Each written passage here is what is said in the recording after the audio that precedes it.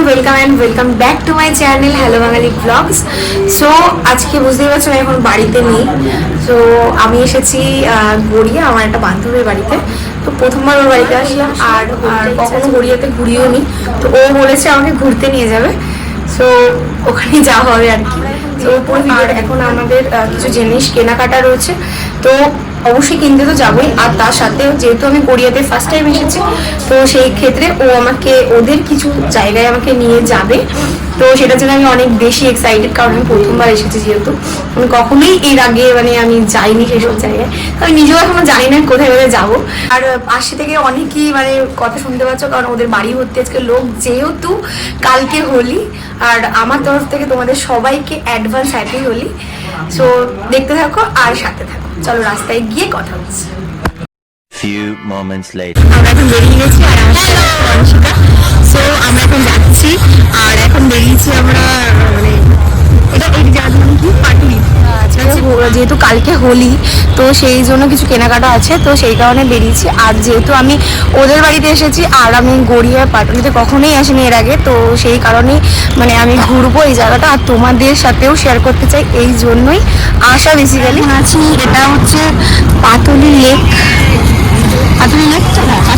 দেখতেই পাচ্ছ যে কত মানুষ এখানে, এখন সন্ধ্যেবেলা হলে এখানে কত মানুষ। বেশি ভালো লেগেছে আমার এটা, আমার ভালোবাসার পাতুলি।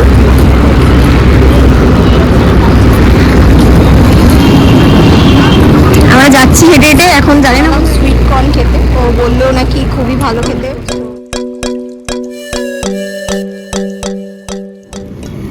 এই যে আমাদের সুইট কর্ন রেডি হচ্ছে, আর আমার কপালের মতো পোড়া অবস্থা দেয়। কি হয়ে গেছে বেশি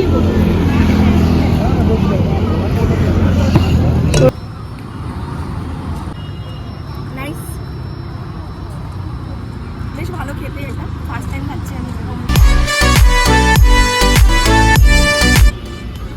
আমরা এখন ফ্লটিং মার্কেটের ভেতরে ঢুকলাম। দেখো জায়গাটা জাস্ট, না আমি তো যদিও প্রথমবার এসেছি, যারা যারা এখানে থাকতো তারা হয়তো ঢুকতে এরকম একটা ব্রিজ তোমাদের সামনে আসবে। এটা অনেকদিন পুরনো।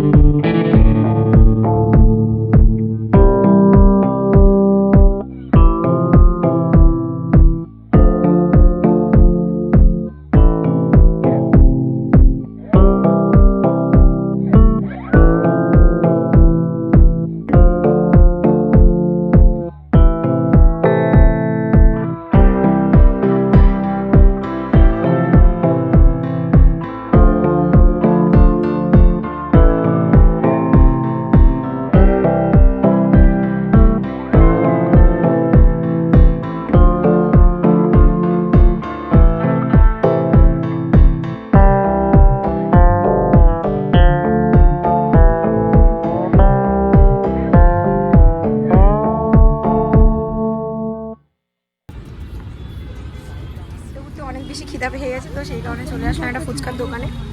বাটিটা দেখো গাইস, বলেছিলাম ভুট্টাটা কপাল পোড়া, বাটিটাও দেখেছো তো, এই কারণে বলি কপাল। তোরটা হেঁটেছি আর একদম ভালো লাগছে না, ভীষণ টায়ার্ড আমি। আর ওর বাড়িতে এসে আমি এক ফোঁটা রেস্টও নিইনি, তো আর পাচ্ছি না, আর পা চলছে না।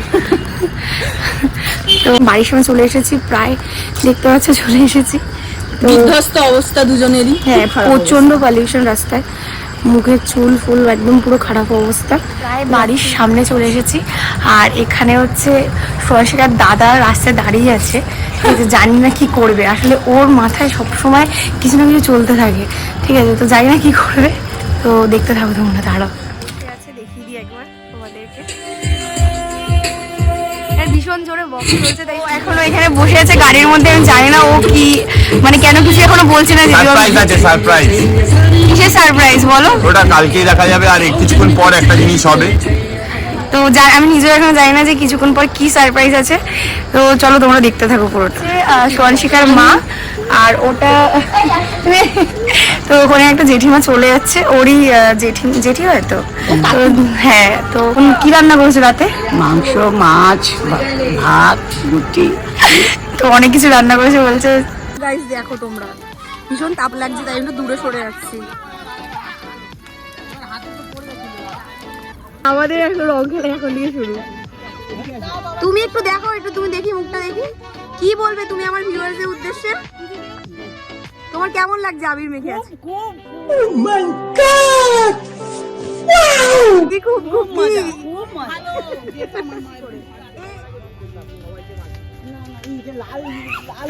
হেই গাইস, গুড মর্নিং সবাইকে। কালকে আমি ভিডিওটা এন্ড করতে পারিনি, কারণ অনেকটা রাত হয়ে গেছিলো খাওয়া দাওয়া করার পর। জাস্ট ঘুম থেকে উঠলাম, বুঝতেই পারছো মুখের অবস্থা খুব খারাপ, চুল ফুল অনেক খারাপ হয়ে রয়েছে। আর জানি না কী করে এই টিভিতে, ফিল্মে, সিরিয়ালে নায়িকাদের একদম ঘুম থেকে উঠলেই একদম হিরোইনদের মতন লাগে, আর আমাদেরই রিয়েল লাইফে মনে হয়তো পাগল পাগল লাগে। যাই, সেকেন্ড পার্টটা খুব তাড়াতাড়ি আসছে, তো সেকেন্ড পার্টটা দেখার জন্য তৈরি থাকো, কারণ সেকেন্ড পার্টটা কিন্তু অনেক বেশি ইন্টারেস্টিং। কেমন হয়েছে অবশ্যই জানিও কমেন্টে। একটু অন্যরকম করার চেষ্টা করেছি, আর দেখে বুঝতেই হচ্ছে এখনো মাথা থেকে সেরকম আবির্ভাবে যায়নি। আর মানে গলাও মানে অবস্থা প্রচণ্ডই খারাপ। রাস্তায় এসেছি আমি ভিডিওটা করার জন্য, কারণ অনেক বেশি